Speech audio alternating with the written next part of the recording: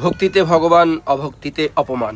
প্রত্যেকের কাছেই তার নিজস্ব ধর্ম একটি আলাদা বিষয়, একটি অনুভূতির বিষয়, একটি ভালোবাসা এবং একটি শ্রদ্ধার বিষয়।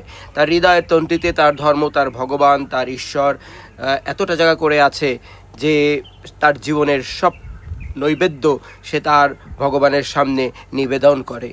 আমরা এখানে দেখছি কিছু ভক্তমণ্ডলী তাদের ভগবানের উদ্দেশ্যে এখানে ধূপকাঠি অর্পণ করছেন, জ্বালাচ্ছেন।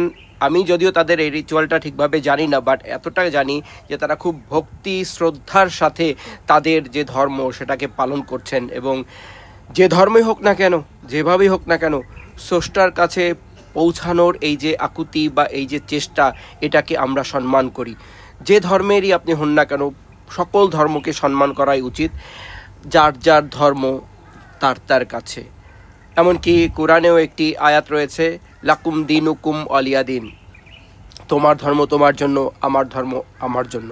সো আমি মনে করি হারমোনিয়াসলি প্রত্যেক ধর্মের মানুষজন মানবতার নিরিখে একসাথে বসবাস করতে পারে, ইয়েট তারা তাদের ধর্ম নিজেদের মতো করে পালন করতে পারে। এখানে কোনো ভেদ নেই, এখানে কোনো ব্যার নেই, কোনো ঝামেলা থাকার কথা না। সবাই সবার মতো তার মতো ধর্মটা পালন করুক। এখানে আমরা দেখছি একজন লেডি তার যে পূজা নিবেদন করছেন, একটু যদি তার এক্সপ্রেশনটা আমরা দেখি তাহলে শ্রদ্ধায় কিন্তু অবনত ভগবানের প্রতি।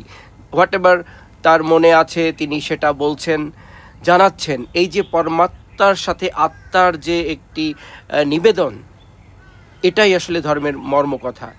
যাই হোক, আমরা সকলের ধর্মকে সমান শ্রদ্ধা করি, একই সাথে নিজেদের ধর্ম সুন্দরভাবে পালন করি।